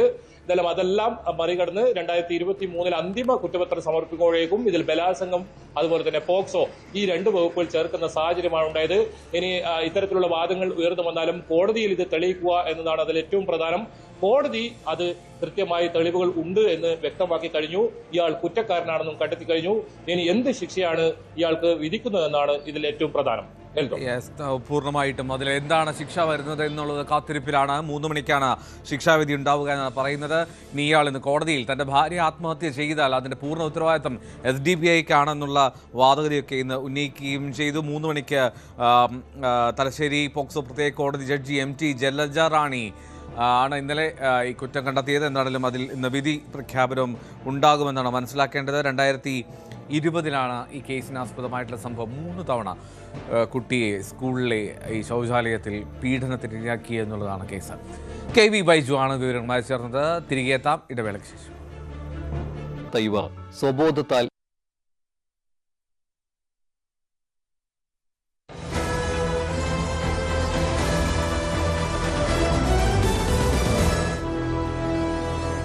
പോലീസുകാരിക്ക് നേരെ പോലീസുകാരൻ്റെ ലൈംഗിക അതിക്രമം. വിശ്രമ മുറിയിലേക്ക് പോയ പോലീസുകാരിക്ക് നേരെയായിരുന്നു ഡെപ്യൂട്ടേഷനിലെത്തിയ പോലീസുകാരൻ്റെ ഈ അതിക്രമം. സംഭവത്തിൽ CPO നവീസിനെതിരെ സ്ത്രീത്വത്തെ അപമാനിച്ചതിന് കേസെടുത്തു. S. വിനീഷ് കൂടുതൽ വിവരങ്ങൾ നൽകും. വിനീഷ്, പോലീസുകാരിക്ക് പോലീസ് സ്റ്റേഷനിൽ രക്ഷയില്ല, പിന്നെയാണോ ജനങ്ങളുടെ കാര്യം? എന്താണ് സംഭവിച്ചത് നീണ്ടകര സ്റ്റേഷൻ? തീർച്ചയായും എൽദോ സൂചിപ്പിച്ചതുപോലെ തന്നെ പോലീസുകാരിക്കും പോലീസ് സ്റ്റേഷനിൽ രക്ഷയില്ലാത്തൊരു സാഹചര്യമാണ് എത്തുന്നത്. കൊല്ലത്താണ് ഇത്തരത്തിലൊരു വാർത്ത പുറത്തു വരുന്നത്. കഴിഞ്ഞ 6-ാം തീയതിയാണ്, പുലർച്ചെയായിരുന്നു സംഭവം. നീണ്ടകര കോസ്റ്റൽ പോലീസ് സ്റ്റേഷനിലായിരുന്നു ഈ വിശ്രമമുറിയിലേക്ക് പോയ പോലീസുകാരിക്ക് നേരെയാണ് ലൈംഗിക അതിക്രമം ഉണ്ടായതായിട്ടുള്ള ഒരു പരാതി ഉയർന്നിരിക്കുന്നത്. ഡെപ്യൂട്ടേഷനിലെത്തിയ പോലീസുകാരനാണ് ഇത്തരത്തിലുള്ള അതിക്രമം നടത്തിയതെന്നാണ് വനിതാ പോലീസുകാരുടെ പരാതിയിൽ പറയുന്നത്. CPO നവാസിനെതിരെയാണ് പോലീസ് ഇപ്പോൾ കേസെടുത്തിരിക്കുന്നത്. ഇതുമായി ബന്ധപ്പെട്ട് സിറ്റി കമ്മീഷണർക്ക് പരാതി നൽകിയിരുന്നു. ഇതിൽ അന്വേഷണത്തിൽ ചില CCTV ദൃശ്യങ്ങൾ പരിശോധിക്കുകയും പോലീസ് ചെയ്തിരുന്നു. ഇതിന് പിന്നാലെയാണ് CPO നവാസിനെതിരെ പോലീസ് FIR ഇട്ട് കേസെടുത്തിരിക്കുന്നത്. സ്ത്രീത്വത്തെ അപമാനിച്ചതിനാണ് ചവറ പോലീസ് കേസെടുത്തിരിക്കുന്നത്. എൽദോ, ഇയാൾ എവിടെ നിന്ന് വന്നതാണ് ഡെപ്യൂട്ടേഷൻ, വിനീഷ്? ഇതോ അത്തരം കാര്യങ്ങൾ നമുക്ക് വ്യക്തമല്ല. എന്നാലും അധികം നാളായിട്ടില്ല എന്നാണ് പറയുന്നത് ഈ സ്റ്റേഷനിൽ നവാസ് ജോലിക്കായിട്ട് എത്തിയിട്ട്. പക്ഷേ രാത്രി ഏറെ ഡ്യൂട്ടി ഉണ്ടായിരുന്നു. പുലർച്ചെയാണ് ഡ്യൂട്ടി തീർന്നുള്ള സമയം പുലർച്ചെയാണ് ഇത്തരത്തിലുള്ളൊരു ലൈംഗിക അതിക്രമം ഉണ്ടായതായിട്ടുള്ള പരാതിയിൽ പറയുന്നത്. വിശ്രമമുറിക്ക് സമീപത്തായിട്ടാണ് വനിതാ പോലീസിന്റെ വിശ്രമമുറിക്ക് സമീപത്ത് നിന്ന നവാസ് ലൈംഗിക അതിക്രമം നടത്തുകയായിരുന്നു എന്നാണ് ഈ വനിതാ പോലീസ് ഉദ്യോഗസ്ഥയുടെ പരാതിയിൽ പറയുന്നത്. അപ്പോൾ ഈ പരാതിയിൽ കഴമ്പുണ്ടെന്ന് മനസ്സിലാക്കിയ പോലീസ് എഫ്ഐആർ രജിസ്റ്റർ ചെയ്ത് കേസ് എടുത്തിട്ടുണ്ട്. സിറ്റി പോലീസ് കമ്മീഷണർക്കാണ് പരാതി നൽകിയത്. ഗുരുതരമായിട്ടുള്ള ലൈംഗിക ആരോപണം ആണ് പരാതിയിൽ തന്നെ പറയുന്നത്. ഇതുമായി ബന്ധപ്പെട്ടുള്ള തുടർ നടപടികളും അന്വേഷണവും തുടങ്ങിയതായിട്ടാണ് പോലീസിൽ നിന്ന് അറിയുന്നത്. എൽദോ, ഒരു വകുപ്പ് തല നടപടിക്കുള്ള സാധ്യതയില്ലേ വിനീഷ് ഇത്തരം സംഭവത്തിൽ? പ്രത്യേകിച്ചും ഡ്യൂട്ടിയിലാണ്, ആ സമയത്ത് സഹപ്രവർത്തകയുടെ മോശമായി പെരുന്ന ഒരു സാഹചര്യം, കൃത്യമായി പരാതി കൊടുക്കുകയും ചെയ്തു ആ പോലീസുകാരി. അപ്പോൾ ഈ വകുപ്പ് തല ഒരു അന്വേഷണം നടക്കുന്നുണ്ടോ? ഇനി അതിൽ തെറ്റുണ്ട് എന്ന് കുറ്റക്കാരെന്ന് കണ്ടെത്തിയാൽ ഉറപ്പായിട്ടും ഒരു നടപടിയിലേക്ക് കാര്യങ്ങൾ നീങ്ങില്ലേ? തീർച്ചയായും എൽദോ, വകുപ്പ് തല അന്വേഷണത്തിന് ഒരു ശുപാർശ ചെയ്യുന്ന തരത്തിലാണ് ഈ പരാതിയിൽ തന്നെ ഉള്ളത്. കാരണം നമുക്ക് മറ്റൊരു കാര്യം അറിയാനുള്ളത്, പോലീസ് അസോസിയേഷനിൽ ഈ കോൺഗ്രസ് സംഘടനയുമായി ബന്ധപ്പെട്ട് ചുമതലയുള്ള ആളാണ് ഈ നവാസ് എന്നറിയുന്നുണ്ട്. അപ്പോ അസോസിയേഷനിൽ തന്നെ ഇതുമായി ബന്ധപ്പെട്ട് ചില ഇടപെടലുകൾ, അതുപോലെ തന്നെ ഈ പ്രശ്നങ്ങൾ ഒത്തുതീർപ്പാക്കാനായി ചില ചർച്ചകളൊക്കെ നടക്കുന്നതായിട്ട് ചില സൂചനകളുണ്ട്. എന്തായാലും ഈ പരാതിയുമായിട്ട് മുന്നോട്ട് പോകാൻ തന്നെയാണ് ഈ വനിതാ പോലീസ് ഉദ്യോഗസ്ഥയുടെ തീരുമാനം. ഗുരുതരമായിട്ടുള്ള ആരോപണങ്ങൾ തന്നെയാണ് ഈ പരാതിയിൽ ഉൾക്കൊള്ളിച്ചിട്ടുള്ളത്. നമ്മൾ വാർത്തയുടെ തുടക്കത്തിൽ സൂചിപ്പിച്ചതുപോലെ തന്നെ സംരക്ഷണം നൽകേണ്ടുന്ന അല്ലെങ്കിൽ സംരക്ഷണം കിട്ടേണ്ട അടുത്ത് തന്നെ ഇത്തരത്തിലുള്ള അതിക്രമത്തിന്, ലൈംഗിക അതിക്രമങ്ങൾക്ക് വിധേയമാകുന്ന ഒരു സാഹചര്യം, സ്ത്രീകൾക്ക് അവിടെയും രക്ഷയില്ലാത്തൊരു സാഹചര്യം എത്തുന്നു. അപ്പോൾ ഇതെല്ലാം ഗൗരവമുള്ളൊരു വിഷയമാണ്. ഇത്തരത്തിലുള്ള ലൈംഗികാതിക്രമ കേസുകളെല്ലാം തന്നെ വർദ്ധിച്ചു വരുന്ന ഒരു സാഹചര്യത്തിൽ പോലീസ് സ്റ്റേഷനിൽ നിയമപാലകർക്കെതിരെ ഇത്തരം ഗുരുതരമായിട്ടുള്ള ആരോപണങ്ങൾ ഉണ്ടാകുന്നതും വലിയ രീതിയിൽ ചർച്ചയാകേണ്ടതാണ്. അത്തരത്തിലുള്ള പോലീസ് ഗൗരവത്തോടെ തന്നെ ഈ ഒരു വിഷയം ഏറ്റെടുക്കണമെന്നുള്ള ആവശ്യം തന്നെയാണ് പൊതുസമൂഹത്തിനും ഉള്ളത്. എന്തായാലും ഇതുമായി ബന്ധപ്പെട്ടുള്ള അന്വേഷണം നടക്കുന്നതായിട്ടാണ് നമുക്ക് പോലീസ് കമ്മീഷണർ എന്ന് അറിയാൻ കഴിയുന്നത്. കൊല്ലം സിറ്റി പോലീസ് കമ്മീഷണർക്കാണ് ഇത് പരാതി നൽകിയത്. ഇതുമായി ബന്ധപ്പെട്ട് CCTV ദൃശ്യങ്ങളടക്കം പരിശോധിച്ചിരുന്നു. ഇതിന്മേലാണ് ഒരു നടപടി, അതായത് എഫ്ഐആർ രജിസ്റ്റർ ചെയ്ത് ഈ നവാസിനെതിരെ പോലീസ് കേസെടുത്ത നടപടിയിലേക്ക് നീങ്ങുന്നത്. എൽദോ, കൊല്ലം നീണ്ടകര പോലീസ് സ്റ്റേഷനിലാണ് ഇത്തരത്തിൽ ഞെട്ടിക്കുന്ന ഒരു സംഭവം നടന്നത്. എന്നാലും വകുപ്പ് തല നടപടിയിലേക്ക് കാര്യങ്ങൾ പോകുമെന്നാണ് പ്രതീക്ഷിക്കേണ്ടത്. CPO നവാസ് എന്ന പോലീസുകാരൻ, ഇയാളാണ് രാത്രിയിൽ പോലീസുകാരിക്കെതിരെ അപമര്യാദയെ പെരുമാറുകയും സംസാരിക്കുകയും കടന്നുപിടിക്കാനൊക്കെ ശ്രമിക്കുകയും ചെയ്തു എന്നുള്ള റിപ്പോർട്ടുകൾ വരുന്നതാണെങ്കിലും കൊല്ലം സിറ്റി പോലീസ് കമ്മീഷണർക്കാണ് പോലീസുകാരി പരാതി നൽകിയത്. അതിൽ അന്വേഷണം നടക്കുന്നു. വകുപ്പ് തല അന്വേഷണത്തിൽ കുറ്റക്കാരനാണെന്ന് തെളിഞ്ഞാൽ ഇയാൾക്ക് കൃത്യമായി നടപടി നേരിടേണ്ടി വരുമെന്ന് പ്രതീക്ഷിക്കാം. എന്നാണെങ്കിലും ഒരു പോലീസ് സ്റ്റേഷനിലാണ് ഈ സംഭവം നടന്നത് എന്നുള്ളതാണ് അതിൻ്റെ ഗൗരവം വർദ്ധിപ്പിക്കുന്നത്. പോലീസ് സ്റ്റേഷനിൽ ഒരു പോലീസുകാരിക്കെതിരെ, പാറാവുകാരിയായിരുന്നു ഈ പാറാവുകാരിയായിട്ടുള്ള പോലീസുകാരി വിശ്രമിക്കാനായി ഇടയിലൊന്ന് റെസ്റ്റ് റൂമിലേക്ക് പോയതാണ്. അപ്പോഴാണ് ഇയാളുടെ ഈ അതിക്രമം. സഹപ്രവർത്തകനാണ്, പോലീസുകാരൻ തന്നെ അയാൾ ഇത്തരത്തിൽ ചെയ്യുന്നത്. എന്നാലും ഡെപ്യൂട്ടേഷൻ എത്തിയ നവാസ്, അയാൾക്ക് സംഘടനാ തലത്തിലുള്ള ബന്ധം ഒക്കെ എങ്ങനെ ദുരുപയോഗം ചെയ്യുമോ എന്നുള്ള ആശങ്കയും സംശയമൊക്കെ ചില കോണുകളിൽ നിന്നെങ്കിലും ഉണ്ടാകുന്നുണ്ട് എന്നുള്ളതാണ് പ്രധാനപ്പെട്ട കാര്യം. എന്താണെങ്കിലും ഈ കാര്യങ്ങളൊന്നുമില്ലാതെ കൃത്യമായിട്ടുള്ള നടപടികൾ ഉണ്ടാകുമെന്ന് പ്രതീക്ഷിക്കാം. എന്താണെങ്കിലും കൊല്ലം സിറ്റി പോലീസ് കമ്മീഷണർ അതിൽ ഒരു അന്വേഷണ ശേഷം നടപടിയിലേക്കുള്ള ശുപാർശയിലേക്ക് കാര്യങ്ങൾ എത്തിക്കും എന്ന് നമുക്ക് പ്രതീക്ഷിക്കാം. വിനീഷാണ് വിവരങ്ങൾ നൽകിയത് കൊല്ലത്ത് നിന്ന്. നീണ്ടകര പോലീസ് സ്റ്റേഷനിൽ ആണ് ഞെട്ടിക്കുന്ന സംഭവം. ഇനി ശബരിമല സ്വർണ്ണക്കള്ള കേസിൽ ദേവസ്വം ബോർഡ് മുൻ പ്രസിഡന്റ് പത്മകുമാറിനെ അന്വേഷണ സംഘം ഉടൻ ചോദ്യം ചെയ്യും.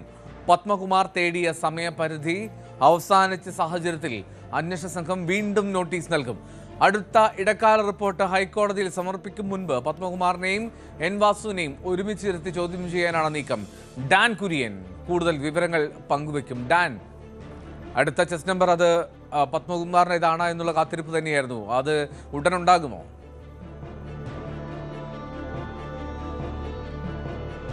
ഉടനുണ്ടാകാൻ തന്നെയാണ് സാധ്യത. കാരണം 2 ദിവസം മുമ്പാണ് ബുധനാഴ്ചക്കകത്ത് ചോദ്യം ചെയ്യലിൽ ഹാജരാകണമെന്ന് ആവശ്യപ്പെട്ടുകൊണ്ട് നോട്ടീസ് നൽകിയത് പത്മകുമാറിന്. പക്ഷേ പത്മകുമാർ വ്യക്തിപരമായ അസൗകര്യം ചൂണ്ടിക്കാണിച്ചുകൊണ്ട് സാവകാശം തേടുകയായിരുന്നു പ്രത്യേക അന്വേഷണ സംഘത്തിന് മുമ്പിൽ. അത് അനുവദിച്ചു കൊടുക്കുകയും ചെയ്തു. പക്ഷേ ആ സമയപരിധി കഴിഞ്ഞതിന് ശേഷവും പത്മകുമാർ അന്വേഷണ സംഘത്തിന് മുമ്പാകെ ചോദ്യം ചെയ്യലിന് ഹാജരായിട്ടില്ല. ഇതുവരെ ഇന്ന് രാവിലെ വരെ അദ്ദേഹം വീട്ടിലുണ്ടായിരുന്നുവെന്നാണ് നമുക്ക് അറിയാൻ കഴിയുന്നത്. അങ്ങനെ ഇരിക്കുന്ന പശ്ചാത്തലത്തിലാണ് SIT വീണ്ടും ചോദ്യം ചെയ്യലിന് ഹാജരാകാൻ ആവശ്യപ്പെട്ടുകൊണ്ട് നോട്ടീസ് നൽകാനുള്ള തീരുമാനത്തിലേക്ക് എത്തിയിരിക്കുന്നത്. അങ്ങനെ നോട്ടീസ് നൽകി നിശ്ചിത സമയത്തിനുള്ളിൽ ചോദ്യം ചെയ്യലിന് ഈഞ്ചക്കലിലെ ക്രൈംബ്രാഞ്ച് ഓഫീസിൽ ഹാജരാകാൻ പത്മകുമാർ തയ്യാറാകാത്ത ഒരു സാഹചര്യമുണ്ടായാൽ കടുത്ത നീക്കങ്ങളിലേക്ക് തന്നെ SIT കടക്കാനാണ് സാധ്യത. അങ്ങനെയെങ്കിൽ കസ്റ്റഡിയിലെടുത്ത് ചോദ്യം ചെയ്യുകയോ അറസ്റ്റ് രേഖപ്പെടുത്തുകയോ ചെയ്യുന്ന തുടർ നീക്കങ്ങൾ വാസുവിനെതിരെ ഉണ്ടായ അതേ നീക്കങ്ങൾ പത്മകുമാറിനെതിരെ ഉണ്ടാകാനുള്ള സാധ്യതയാണ് നിലനിൽക്കുന്നത്. നിലവിലുള്ള അന്വേഷണത്തിൽ അന്നത്തെ ദേവസ്വം ബോർഡ് ഭാരവാഹികളുടെ അറിവോടെ തന്നെയാണ് ഇത്തരമൊരു തട്ടിപ്പ് അവിടെ നടന്നിരിക്കുന്നത് എന്നൊരു നിഗമനത്തിലേക്ക് അന്വേഷണം എത്തുകയാണ്. അതായത് കൃത്യമായി ഈ ഗൂഢാലോചനയുടെ ഭാഗമായവരിൽ വാസുവും മുൻ ദേവസ്വം കമ്മീഷണറായിരുന്ന വാസവും ഉൾപ്പെട്ടിട്ടുണ്ടെന്ന് നേരത്തെ അന്വേഷണ സംഘം കണ്ടെത്തിയിരുന്നു. ഈ കാര്യങ്ങൾ കസ്റ്റഡി അപേക്ഷയിലടക്കം ഉണ്ണികൃഷ്ണൻ പോറ്റിക്ക് വേണ്ടി നൽകിയ കസ്റ്റഡി അപേക്ഷയിലടക്കം കൃത്യമായി പരാമർശിക്കുകയും ചെയ്തിട്ടുണ്ടായിരുന്നു. അതിന് പിന്നാലെയാണ് വാസുവിന്റെ അറസ്റ്റ് രേഖപ്പെടുത്തുകയും ഇപ്പോൾ റിമാൻഡിലാകുകയും ചെയ്തിരിക്കുന്നത്.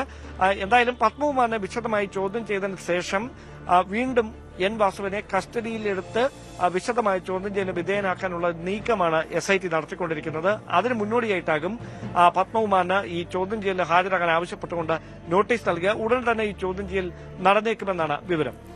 ഡാൻ, ഈ 2019 രേഖകൾ, അതിൽ നിന്നാണല്ലോ നിർണായകമായിട്ടുള്ള വിവരങ്ങൾ ലഭിക്കുന്നത്. ഇനി ഈ പത്മകുമാർ ഈ ചെമ്പാണ് എന്ന് രേഖപ്പെടുത്തി ഈ സ്വർണം പുറത്തേക്ക് കൊണ്ടുപോവുക, SIT എന്തൊക്കെയാണ് പ്രധാനമായും പത്മകുമാറിനെ ചോദ്യം ചെയ്യുമ്പോൾ അറിയാൻ ആഗ്രഹിക്കുക? അതിൽ ഈ സാമ്പത്തിക നേട്ടം ഉൾപ്പെടെയുള്ള കാര്യങ്ങൾ അതിൽ രേഖകൾ പരിശോധിക്കാനുള്ള സാധ്യതയൊക്കെ ഇല്ലേ? അതായത് വാതിൽപ്പാളിയിലെ സ്വർണ്ണമോഷണം ആരുടെയൊക്കെ അറിവോടെയാണ് എന്ന കാര്യം ഉറപ്പുവരുത്തുക എന്നതാണ് പ്രധാനപ്പെട്ട ദൌത്യം. ആ കേസിലെ മൂന്നാം പ്രതിയാണ് മുൻ ദേവസ്വം കമ്മീഷണറായിട്ടുള്ള വാസു. അതുകൊണ്ട് തന്നെയാണ് ആ കേസിൽ കൃത്യമായ ഒരു ദിശയിലേക്ക് അന്വേഷണം എത്തുക എന്നൊരു നീക്കത്തിന്റെ ഭാഗമായി പത്മകുമാറിനെ ചോദ്യം ചെയ്യാനുള്ള ഒരു നീക്കം SITയുടെ ഭാഗത്തു നിന്നുണ്ടാകുന്നത്. ആദ്യം ക്രൈംബ്രാഞ്ച് രജിസ്റ്റർ ചെയ്ത 2 FIRകളിൽ ഒന്നിൽ കൃത്യമായി 2019 ഭരണസമിതി പ്രതിപട്ടികയിൽ ഉൾപ്പെട്ടിട്ടുണ്ടെന്ന കാര്യം നേരത്തെ തന്നെ പുറത്തു വന്നതാണ്. അതായത് ദേവസ്വം വിജിലൻസ് ആദ്യം നടത്തിയ പരിശോധനയിലും 2019 ഭരണസമിതിക്ക് ഈ ഗൂഢാലോചനയിൽ കുറ്റകരമായ പങ്കുണ്ട് എന്ന തരത്തിലേക്ക് കാര്യങ്ങൾ എത്തിയിരുന്നു. അവിടെ വെച്ചാണ് അന്വേഷണം പ്രത്യേക അന്വേഷണ സംഘത്തെ ഏൽപ്പിക്കാനുള്ള ഒരു സാഹചര്യത്തിലേക്ക് കാര്യങ്ങൾ എത്തുകയും SIT SP ശശിധരന്റെ നേതൃത്വത്തിൽ അന്വേഷണം ഏറ്റെടുക്കുന്ന സാഹചര്യത്തിലേക്ക് പിന്നീട് കാര്യങ്ങൾ എത്തിയത്. എന്തായാലും നിലവിൽ ലഭിച്ചിരിക്കുന്ന തെളിവുകളുടെയും ചോദ്യം ചെയ്യലിന്റെയും ഒക്കെ അടിസ്ഥാനത്തിൽ ഈ ഭരണസമിതി ഏത് തരത്തിലാണ് ഈ കാര്യങ്ങളിൽ ഇടപെട്ടത്, ഗൂഢാലോചന നടത്തിയത്, അതിന് അവർക്ക് ലഭിച്ച പ്രതിഫലം എന്ത് എന്നതടക്കമുള്ള കാര്യങ്ങളിൽ ഉണ്ണികൃഷ്ണൻ പോറ്റിയും അതോടൊപ്പം എക്സിക്യൂട്ടീവ് ഓഫീസറായിരുന്ന സുധീഷ് കുമാർ ഉൾപ്പെടെ നൽകിയിരിക്കുന്ന മൊഴി നിർണായകമാണ്. ആ മൊഴിയുടെ അടിസ്ഥാനത്തിലാണ് വാസുവിനെ അറസ്റ്റ് ചെയ്യുന്ന സാഹചര്യം ഉണ്ടായത്. ഒരുപക്ഷെ പത്മകുമാറിലേക്ക് അന്വേഷണ സംഘം എത്താൻ അല്പസാവകാശം തേടിയത് കൂടുതൽ തെളിവുകൾ ശേഖരിച്ചതിന് ശേഷം പരമാവധി തെളിവുകൾ അടിസ്ഥാനമാക്കി പത്മകുമാറിനെ ചോദ്യം ചെയ്താൽ മതി എന്നൊരു തീരുമാനത്തിലേക്ക് എത്തിയതുകൊണ്ടാവാം. എന്തായാലും 2 ഇടക്കാല റിപ്പോർട്ടുകൾ ഇതിനോടകം കോടതിയിൽ സമർപ്പിച്ചിട്ടുണ്ട് SIT. അടുത്ത റിപ്പോർട്ട് സമർപ്പിക്കാൻ സമയമാകുകയാണ്. അതായത് അടുത്ത ആഴ്ചയോടെ ഈ 3ാമത്തെ ഇടക്കാല റിപ്പോർട്ട് സമർപ്പിക്കേണ്ടി വരും. ആ റിപ്പോർട്ടിൽ പത്മകുമാറിനെ ചോദ്യം ചെയ്തതിൽ നിന്ന് ലഭിക്കുന്ന വിവരങ്ങൾ കൂടി ഉൾപ്പെടുത്തിക്കൊണ്ട് സൂക്ഷ്മമായി ഈ കാര്യങ്ങൾ വിലയിരുത്തി സമഗ്രമായ ഒരു റിപ്പോർട്ട് കോടതിയിൽ സമർപ്പിക്കാനുള്ള ഒരു നീക്കമായിരിക്കും SITയുടെ ഭാഗത്തു നിന്ന് ഉണ്ടാകുക. അങ്ങനെയെങ്കിൽ ഈ ഉദ്യോഗസ്ഥർക്കും ഭരണസമിതിക്കും അപ്പുറത്തേക്ക് ഏതെങ്കിലും രാഷ്ട്രീയ ഉന്നതരിലേക്ക് കൂടി അന്വേഷണം എത്തുമോ എന്നതിലാണ് ഇനി ആകാംക്ഷ നിലനിൽക്കുന്നത്. ഡാൻ, ഒരു കാര്യം കൂടി, ഈ പത്മകുമാർ ഇപ്പോൾ എവിടെയാണെന്ന് ലൊക്കേറ്റ് ചെയ്യാൻ കഴിഞ്ഞിട്ടുണ്ടോ? ഇയാൾ ഉടൻ ഹാജരാകാനുള്ള സാധ്യതയുണ്ടോ?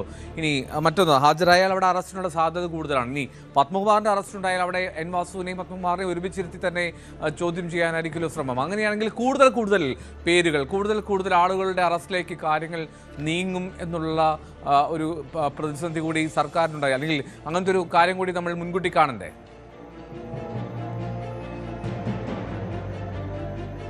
ദേവസ്വം ഓഫീസറായിരുന്ന ജയശ്രീയുടെ അറസ്റ്റ് ചൊവ്വാഴ്ച വരെ കോടതി ഇടപെട്ട് തടഞ്ഞിട്ടുണ്ട്. അടുത്ത ദിവസം കേസ് പരിഗണിക്കുമ്പോൾ കോടതിയുടെ ഭാഗത്തുനിന്ന് അതുമായി ബന്ധപ്പെട്ട തുടർ തീരുമാനം ഉണ്ടാകും. അതേസമയം ഈ കേസുമായി ബന്ധപ്പെട്ട പത്മകുമാർ നിലവിൽ അദ്ദേഹത്തിന്റെ വസതിയിൽ തന്നെ ഉണ്ട് എന്നാണ് രാവിലെ നമുക്ക് ലഭിച്ച വിവരം. അതുകൊണ്ട് തന്നെയാണ് ഇന്ന് ഒരുപക്ഷെ ചോദ്യം ചെയ്യൽ ഹാജരാകുമോ എന്ന കാര്യത്തിൽ സംശയം ഉടലെടുക്കാനിടയായ സാഹചര്യവും അത് തന്നെയാണ്. അങ്ങനെയെങ്കിൽ എത്രയും പെട്ടെന്ന് തന്നെ വീണ്ടും ചോദ്യം ചെയ്യലിന് ഹാജരാക്കാൻ ആവശ്യപ്പെട്ടുകൊണ്ട് പത്മകുമാറിന് നോട്ടീസ് നൽകുക എന്നതായിരിക്കും അന്വേഷണ സംഘത്തിന്റെ തീരുമാനം. ആ നോട്ടീസ് കൈപ്പറ്റിയതിനു ശേഷം ഒരു നിശ്ചിത സമയപരിധിക്കുള്ളിൽ പത്മകുമാർ ചോദ്യം ചെയ്യലിന് ഹാജരാകാത്ത പക്ഷം തുടർ നീക്കങ്ങൾ SITയുടെ ഭാഗത്തുനിന്ന് ഉണ്ടാകാൻ തന്നെയാണ് സാധ്യത. അതുമായി ബന്ധപ്പെട്ട തുടർ നീക്കങ്ങളിലേക്കാണ് SIT കടക്കുന്നത്. എന്തായാലും കഴിഞ്ഞ ദിവസം ഈ വാതിൽപ്പാളി മോഷണവുമായി ബന്ധപ്പെട്ട കേസിൽ ഉണ്ണികൃഷ്ണൻ പോറ്റിയെ കസ്റ്റഡിയിലെടുത്ത് വിശദമായി തന്നെ ചോദ്യം ചെയ്തിരുന്നു. ആ ചോദ്യം ചെയ്തതിൽ നിന്ന് ലഭിച്ച വിവരങ്ങളുടെ അടിസ്ഥാനത്തിലാണ് N വാസുവിലേക്ക് അന്വേഷണ സംഘം കൃത്യമായി എത്തിയത്. N വാസുവും അതോടൊപ്പം തന്നെ പത്മകുമാറും ഈ ഗൂഢാലോചനയിൽ നിർണായകമായ പങ്ക് വഹിച്ചിട്ടുണ്ട് എന്നൊരു നിഗമനത്തിലാണ് അന്വേഷണ സംഘം. അതുകൊണ്ടാണ് പത്മകുമാറിനെയും N വാസുവിനെയും ഒരുമിച്ചിരുത്തി ചോദ്യം ചെയ്യുക എന്നൊരു നീക്കം SITയുടെ ഭാഗത്തുനിന്ന് ഉണ്ടാകാൻ പോകുന്നത്. അങ്ങനെ പത്മകുമാറിനെ കസ്റ്റഡിയിലെടുക്കുന്ന സാഹചര്യമോ അല്ലെങ്കിൽ തുടർ നീക്കങ്ങളിലേക്ക് കിടക്കുന്ന സാഹചര്യം ഉണ്ടായാൽ അതേസമയം തന്നെ N വാസുവിന് വേണ്ടി കൂടി കസ്റ്റഡി അപേക്ഷ പത്തനംതിട്ട കോടതിയിൽ SIT നൽകും. അതിനുശേഷം ഇരുവരെയും ഒരുമിച്ചെത്തി ചോദ്യം ചെയ്യാനുള്ള നീക്കം ഉടൻ തന്നെ SITയുടെ ഭാഗത്തുനിന്ന് ഉണ്ടായേക്കുമെന്നാണ് സൂചന. റൈറ്റ്. എന്താണെങ്കിലും ശബരിമല കൊള്ള കേസിൽ നിർണായകമായിട്ടുള്ള നീക്കങ്ങളിലേക്ക് കാര്യങ്ങൾ പോകും. എന്താണെങ്കിലും പത്മകുമാർ ഇന്ന് ഹാജരാകേണ്ടതാണ്. ഉടൻ തന്നെ ചോദ്യം ചെയ്യുമെന്ന് പ്രതീക്ഷിക്കാം. മുൻ പ്രസിഡന്റ് പത്മകുമാറിനെ അന്വേഷണ സംഘം ഉടൻ ചോദ്യം ചെയ്യുമെന്നാണ് ഡാൻ കുര്യൻ വിവരങ്ങൾ നൽകുന്നത്. പത്മകുമാർ തേടിയ സമയപരിധി അവസാനിച്ചിരുന്നു. ഈ ഒരു സാഹചര്യത്തിൽ അന്വേഷണ സംഘം വീണ്ടും നോട്ടീസ് നൽകാനുള്ള തയ്യാറെടുപ്പുകൾ നടത്തുന്നു. ഇനി അടുത്തൊരു ഇടക്കാല റിപ്പോർട്ട് ഹൈക്കോടതി സമർപ്പിക്കും മുമ്പ് തന്നെ പത്മകുമാറിനെയും N വാസുവിനെയും ഒരുമിച്ചിരുത്തി ചോദ്യം ചെയ്യാനുള്ള നീക്കത്തിലാണ് SIT. അന്വേഷണം അത് ഇങ്ങനെ വ്യാപിപ്പിച്ച് നീങ്ങുന്നു.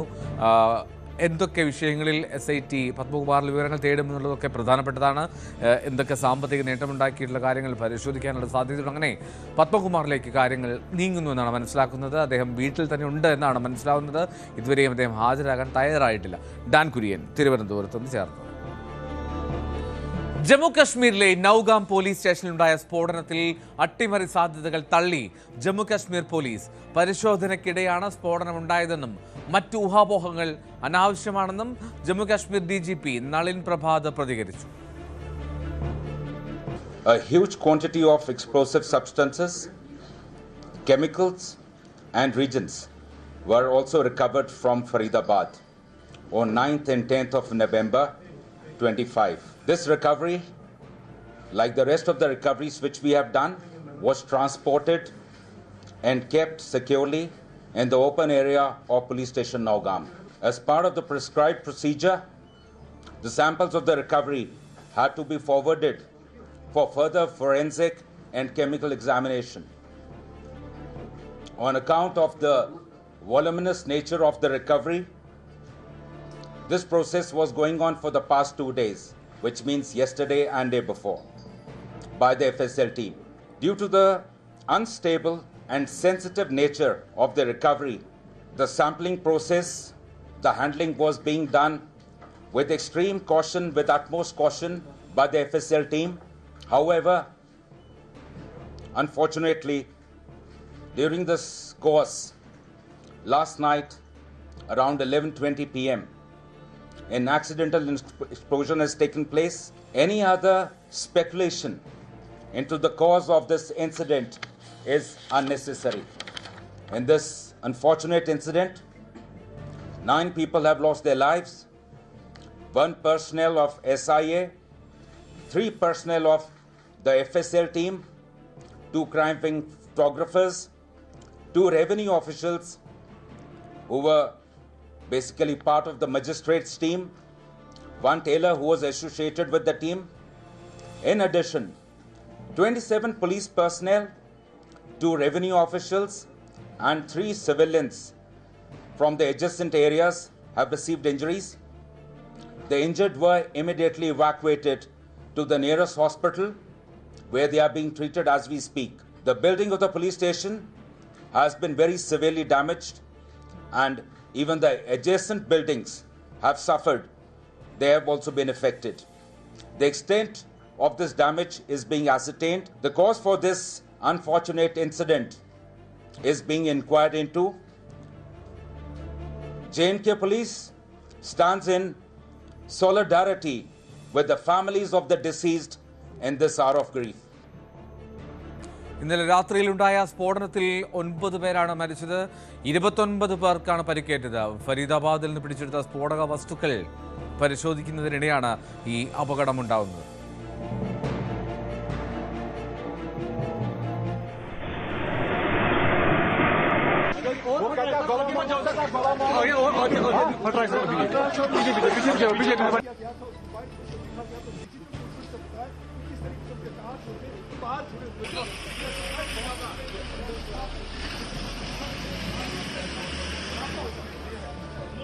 അതിനിടെ ചെങ്കോട്ട സ്ഫോടനത്തിൽ ഒരാൾ കൂടി അറസ്റ്റിലായിട്ടുണ്ട്. പത്താൻകോട്ടിൽ നിന്ന് ഡോക്ടർ റയീസ് അഹമ്മദാണ് പിടിയിലായത്. MG മിഥുൻ കൂടുതൽ വിവരങ്ങളുമായി ചേരുന്നുണ്ട്. മിഥുൻ, ആദ്യം ഈ പോലീസ് സ്റ്റേഷനിലുണ്ടായ സ്ഫോടനത്തെ പറ്റി അത്രമാത്രം കെയർഫുള്ളായി, എത്രമാത്രം ഗൗരവത്തോടുകൂടി മാത്രമാണ് ഈ അങ്ങേയറ്റം ഒരു സ്ഫോടനാത്മക ശേഷിയുള്ള ഈ പിടിച്ചെടുത്ത വസ്തുക്കൾ അത് പരിശോധിക്കേണ്ടതും ഇപ്പോൾ സാമ്പിൾ കൊണ്ടുപോകാൻ വേണ്ടി എടുക്കുന്നു എന്നാണ് അദ്ദേഹം പറഞ്ഞത്, DGP നളിൻ പ്രഭാത്.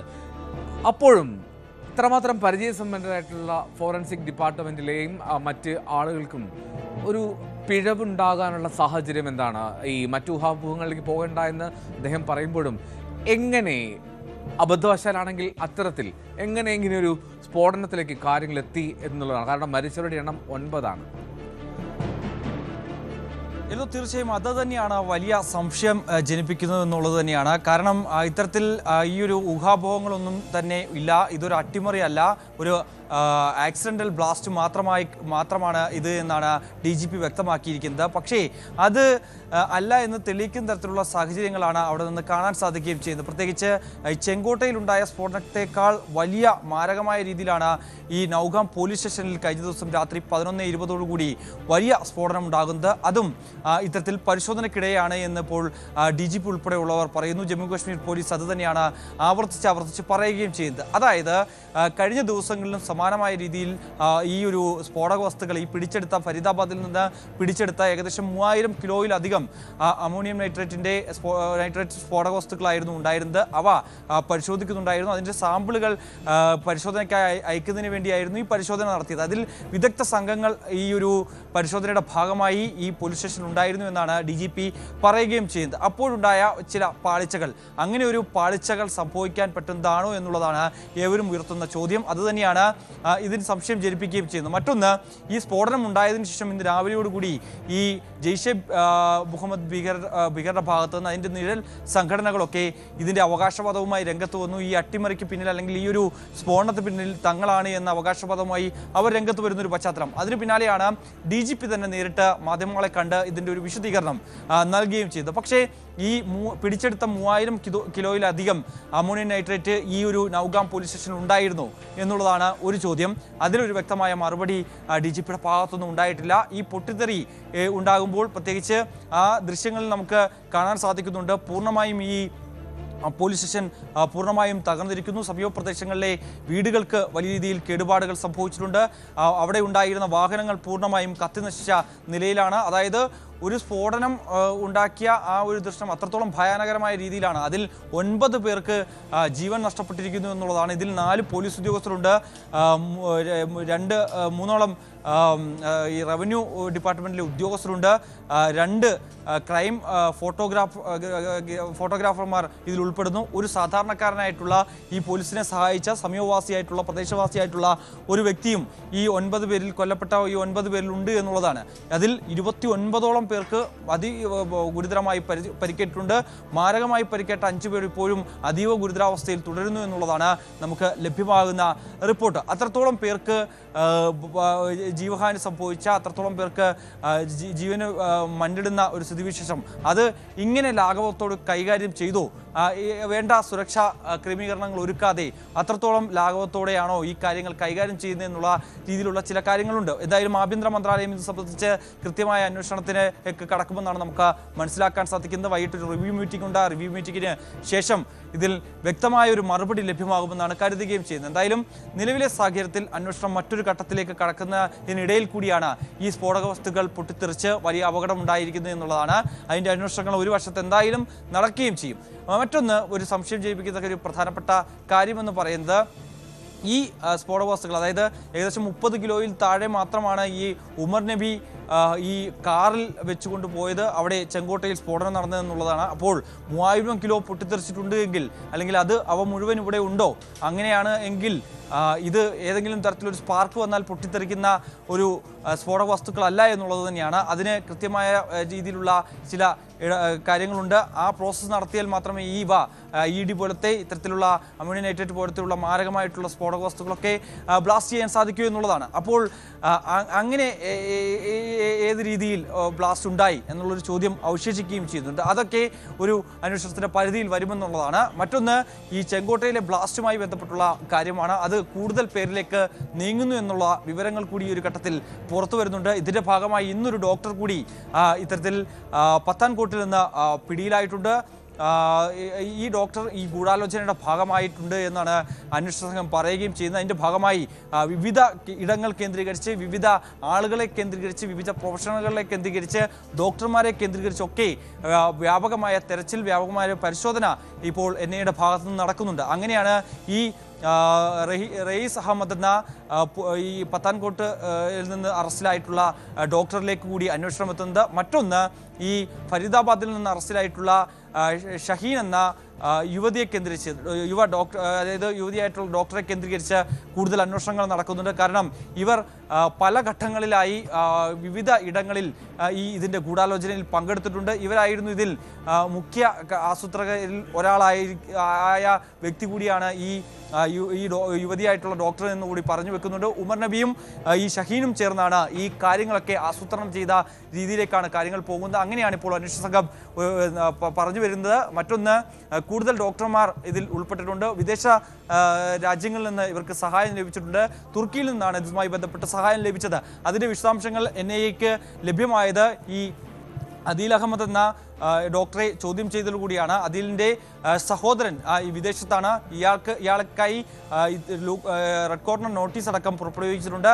ഇയാളെ നാട്ടിലെത്തിച്ചതിന് ശേഷം കൂടുതൽ ചോദ്യം ചെയ്യൽ നടപടികളിലേക്ക് NIA കടക്കും, അതിൻ്റെ പ്രോസസ്സിലേക്ക് കടന്നിട്ടുണ്ട് എന്നാണ് നമുക്ക് മനസ്സിലാക്കാൻ സാധിക്കുന്നത്. എന്തായാലും നിലവിൽ 3 ഡോക്ടർമാരെ, ഈ ഷഹീൻ ഉൾപ്പെടെയുള്ള 3 ഡോക്ടർമാരെ ഇപ്പോൾ NIA ഇന്ന് രാവിലെയോടുകൂടി കസ്റ്റഡിയിൽ വാങ്ങിയിട്ടുണ്ട്. അവരെ ഒരുമിച്ചിരുത്തിയും പ്രത്യേകവും ഒക്കെ ചോദ്യം ചെയ്യണം. മറ്റാരെങ്കിലും ഒക്കെ ഇതിൻ്റെ ഭാഗമായിട്ടുണ്ടോ, കൂടുതൽ പേർ ഇതിൻ്റെ ഭാഗമായിട്ടുണ്ട് എന്നാണ് അറിയുന്നത്. കാരണം പ്രത്യേകിച്ച് 32 ഇടങ്ങളിൽ സ്ഫോടനം നടത്താനുള്ളൊരു ശ്രമമായിരുന്നു. അത്തരത്തിലൊരു സ്ഫോടന പരമ്പരയ്ക്ക് തന്നെയായിരുന്നു ഈ സംഘം ലക്ഷ്യമിട്ടിരുന്നത്. അതിന്റെ ഭാഗമായി 32 ഒരു കാര്യം ചോദിക്കട്ടെ, ഈ ഫരീദാബാദിൽ നിന്നും പിടികൂടിയ അവിടുത്തെ റെയ്ഡിൽ പിടിച്ചെടുത്ത സ്ഫോടക വസ്തുക്കളാണെന്നാണല്ലോ ഈ DGP നേരത്തെ പറഞ്ഞത്, നളിൻ പ്രഭാത് പ്രതികരിച്ചത്. അപ്പോൾ ഇത് ഏതാണ്ട് കിലോമീറ്ററുകൾ, മണിക്കൂറുകൾ യാത്ര ചെയ്യണം നൗഗാമിൽ നിന്ന്, അല്ലെങ്കിൽ ഫരീദാബാദ് നൗഗാമിലേക്ക്. അവിടേക്ക് ഈ സ്ഫോടക വസ്തുക്കൾ എത്തിച്ചത് ഇത്രമാത്രം ക്വാണ്ടിറ്റിയിൽ എത്തിക്കേണ്ട സാഹചര്യമുണ്ട്. ഒരു ഫോറൻസിക് പരിശോധനയ്ക്ക് വേണ്ടിയാണെങ്കിൽ, സാമ്പിളുകൾ എടുക്കാൻ വേണ്ടിയാണെങ്കിൽ, എന്താണ് അതിനെപ്പറ്റിയുള്ളൊരു വ്യക്തത നൽകുന്നുണ്ടോ ജമ്മു കാശ്മീർ പോലീസ്? എൽദോ, അതായത് എല്ലാത്തിൻ്റെയും തുടക്കമെന്ന് പറയുന്നത് നൗഗാം തന്നെയാണ്. നൗഗാമിൻ്റെ, അതായത് ജമ്മു കാശ്മീർ പോലീസിന്, നൗഗാം പോലീസിന് ലഭിച്ച ഒരു രഹസ്യ വിവരത്തിൻ്റെ അടിസ്ഥാനത്തിലാണ് ഇതിൻ്റെ തുടക്കം. അവിടെ ജെയ്ഷെ മുഹമ്മദിൻ്റെ ഭാഗത്ത് നിന്ന് ചില പോസ്റ്ററുകൾ അവരെ പതിക്കുന്നു. അതുമായി കേന്ദ്രീകരിച്ച് പരിശോധനകൾ നടത്തുന്നു, ചിലരെ കസ്റ്റഡിയിലെടുത്ത് ചോദ്യം ചെയ്യുന്നു. അവിടെ നിന്ന് ലഭിച്ച വിവരങ്ങളുടെ അടിസ്ഥാനത്തിലാണ് ഫരീദാബാദിലേക്ക് ഈ സംഘം എത്തുന്നതെന്നുള്ളതാണ്. അങ്ങനെയാണ് ഈ ഞെട്ടിപ്പിക്കുന്ന വിവരങ്ങൾ ഇവർ മനസ്സിലാക്കിയും ഒപ്പം തന്നെ സ്ഫോടക വസ്തുക്കൾ ഈ ഡോക്ടർമാരുടെ പക്കലുണ്ട്, ഡോക്ടർമാരാണ് ഇതിന് പിന്നിൽ എന്നുള്ള കൃത്യമായ വിവരം നൗഗാം പോലീസിനാണ് ലഭ്യമാകുന്നത്. അതാണ് ഇതിൻ്റെ തുടക്കമെന്ന് പറയുന്നത്. അതുകൊണ്ട് തന്നെയാണ് അവിടേക്ക് ഈ ഈ കസ്റ്റഡിയിലെടുത്ത സ്ഫോടക വസ്തുക്കൾ അവിടേക്ക് കൊണ്ടുപോകാനുള്ള ഒരു സാഹചര്യം, അല്ലെങ്കിൽ അങ്ങനെ ഒരു വഴിയൊരുക്കിയതെന്ന് പറയുന്നത് അതുകൊണ്ട് തന്നെയാണ്. അവിടെ ആണ് ഇതിൻ്റെ എല്ലാം തുടക്കമായത്. അതാണ് ഈ ഒരു അട്ടിമറിയുടെ മറ്റൊരു വശം എന്ന് പറയുന്നത്. പ്രത്യേകിച്ച് ഈ പോലീസ് സ്റ്റേഷനിലാണ് ഈ സാധനങ്ങളൊക്കെ സൂക്ഷിച്ചിരിക്കുന്നതെന്നുള്ള കാര്യം മാധ്യമങ്ങൾ വഴി എല്ലാവർക്കും അറിയാവുന്നതാണ്. അവിടേക്ക് കൊണ്ടുപോകുന്നതിൻ്റെ ദൃശ്യങ്ങളൊക്കെ തന്നെ പുറത്തു വരികയും ചെയ്തു. അത്രത്തോളം സുരക്ഷാ ക്രമീകരണങ്ങൾ ഏർപ്പെടുത്തിയതിനു ശേഷമാണ് ഈ സ്ഫോടക വസ്തുക്കൾ അവിടേക്ക് എത്തിക്കുകയും ചെയ്തത്. അവിടെ നിന്നാണ് ഇതിൻ്റെ ഒരു പ്രോസസ്സ് ആരംഭിക്കേണ്ടത്. അതുകൊണ്ട് തന്നെയാണ് അവിടേക്ക് ഈ സ്ഫോടക വസ്തുക്കളെ മാറ്റിയത്. പക്ഷേ ഇത് പൂർണ്ണമായും മാറ്റിയിട്ടുണ്ടോ എന്നുള്ള കാര്യത്തിൽ ഇപ്പോഴും ഒരു വ്യക്തതയില്ല എന്നുള്ളതാണ്. ഇതിൽ നിന്ന് എത്രത്തോളം കിലോ അവിടേക്ക് എത്തിച്ചിട്ടുണ്ട്, അല്ലെങ്കിൽ ഇത് പൂർണ്ണമായും അവിടേക്ക് കൊണ്ടുപോയിരുന്നു എന്നുള്ള കാര്യത്തിലൊന്നും തന്നെ ഒരു വ്യക്തതയില്ല. അത് ഇതുവരെ അത് പുറത്തുവിടാത്ത രഹസ്യമായി തന്നെ നിലനിൽക്കുന്നു എന്നുള്ളത് തന്നെയാണ്. അതിൽ എത്രത്തോളം കിലോയാണ് ഇപ്പോൾ പൊട്ടിത്തെറിച്ചത് എന്നുള്ള കാര്യങ്ങളിലൊക്കെ ഒരു വിശദീകരണം എന്തായാലും പോലീസിന്റെ ഭാഗത്ത് നിന്ന് വരേണ്ടിയിരിക്കുന്നു. അതിന്റെ അന്വേഷണങ്ങളൊക്കെ നടന്നുകൊണ്ടിരിക്കുന്നു എന്നുള്ളതാണ്. അതുകൊണ്ട് തന്നെയാണ് ഒരു അട്ടിമറി സാധ്യത തള്ളാതിരിക്കുന്നത്. അവിടെ സ്വാഭാവികമായും ഭീകരർ അവിടെ ആക്രമണം നടത്താനുള്ള സാധ്യതയുണ്ട് എന്നുള്ളതാണ്. അതിൻ്റെ ഇൻ്റലിജൻസ് വിഭാഗങ്ങൾ ഇത് സംബന്ധിച്ചുള്ള റിപ്പോർട്ടുകൾ നേരത്തെ നൽകുകയും ചെയ്തതാണ്. പ്രത്യേകിച്ച് അവരുടെ പ്രധാനപ്പെട്ട ഒരു പ്ലാനായിരുന്നു അവർ ഓപ്പറേഷൻ സിന്ദൂറുമായി ബന്ധപ്പെട്ട് അവർക്ക് നേരിടേണ്ടി വന്നിട്ടുള്ള ചില കാര്യങ്ങൾ. അതായത് അവരുടെ പ്രധാനപ്പെട്ട കേന്ദ്രങ്ങളെല്ലാം ഓപ്പറേഷൻ സിന്ദൂരിൻ്റെ ഭാഗമായി ഇന്ത്യൻ സേന അത് നശിപ്പിച്ചു കളഞ്ഞിരുന്നു. അവരുടെ പ്രധാനപ്പെട്ട ഭീകരരുടെ കുടുംബാംഗങ്ങളടക്കം ഈ ഒരു ആക്രമണത്തിൽ കൊല്ലപ്പെടുന്ന സ്ഥിതിവിശേഷമുണ്ടായിരുന്നു. അതിന് കൃത്യമായ മറുപടി നൽകുമെന്ന് കഴിഞ്ഞ മാസം ഒരു പൊതുവേദിയിൽ ഇവർ ഇത് സ്ഥിരീകരിച്ചുകൊണ്ട് ഈ ആക്രമണം ഇന്ത്യയുടെ ഭാഗത്ത് നിന്ന് ഉണ്ടായി എന്ന് സ്ഥിരീകരിച്ചുകൊണ്ട് ഒരു ഭീഷണി സ്വരം എന്ന രീതിയിൽ, ഒരു വെല്ലുവിളി സ്വരം എന്ന രീതിയിൽ അവർ ചില പ്രഖ്യാപനങ്ങൾ നടത്തിയിരുന്നു. ഒപ്പം തന്നെ വനിതാ ചാവേറുകളെ തങ്ങൾ റിക്രൂട്ട് ചെയ്യുന്നു, അവർ രംഗത്തിറങ്ങും എന്നുള്ള രീതിയിലുള്ള ചില പരാമർശങ്ങൾ ഈ ഭീകരരുടെ ഭാഗത്തുനിന്നും ഒക്കെ ഉണ്ടാകുകയും ചെയ്തിരുന്നു. അപ്പോൾ അവർ ആസൂത്രണം ചെയ്ത ദിവസങ്ങളായി ആസൂത്രണം ചെയ്ത ഒരു വലിയ പദ്ധതി അത് തകർക്കുന്നതിനിടയാക്കിയത് ഈ നൗഗാം പോലീസ് സ്റ്റേഷനിലെ ഉദ്യോഗസ്ഥർ തന്നെയാണ്. അതുകൊണ്ട് തന്നെയായിരിക്കാം ഒരു പക്ഷേ ഈ ഒരു സംശയം കൂടുതൽ ബലപ്പെടുകയും ചെയ്യുന്നത്. അങ്ങനെ ഒരു ആക്രമണം ജെയ്ഷെ മുഹമ്മദിന്റെ ഭാഗത്തൊന്നും ഉണ്ടായോ, അല്ലെങ്കിൽ ഈ നിഴൽ സംഘടനകൾ അവകാശപ്പെടുന്നത് പോലെ ഏതെങ്കിലും തരത്തിൽ അവർ തന്നെയാണോ ഇതിന് പിന്നിലെന്നുള്ള ഒരു സംശയം ജനിപ്പിക്കുന്നത്. എന്തായാലും ഇപ്പോൾ പൂർണ്ണമായും ഡി ജി പിയും ജമ്മു കാശ്മീർ പോലീസും അത് പൂർണ്ണമായും തള്ളിക്കളയുകയാണ്. ഒരു തരത്തിലുമുള്ള അഭ്യൂഹങ്ങളല്ല, അഭ്യൂഹങ്ങൾ അതിനോട് പോകണ്ട എന്നുള്ളതാണ് ജമ്മു കാശ്മീർ പോലീസിന്റെ വാദം. ഇതിൽ ആശങ്കപ്പെടേണ്ട സാഹചര്യമല്ല. അത് പരിശോധനയ്ക്കും സാമ്പിൾ ശേഖരിക്കുന്നതിനിടയിലുണ്ടായ ചില അവിചാരിതസംഭവവികാസങ്ങളിൽ ഉണ്ടായ സ്ഫോടനമാണെന്നൊക്കെയാണ് പ്രതികരണം. നമുക്ക് ആ പോലീസിന്റെ ഔദ്യോഗിക ഭാഷയിൽ തന്നെ നമുക്ക് ഉറച്ചു വിശ്വസിക്കുകയും ചെയ്യാം. എന്തായാലും സ്പോട്ട് ലൈവിന്റെ സമയങ്ങൾ പൂർണ്ണമാവുകയാണ്. വീണ്ടും തിങ്കളാഴ്ച. നമസ്കാരം.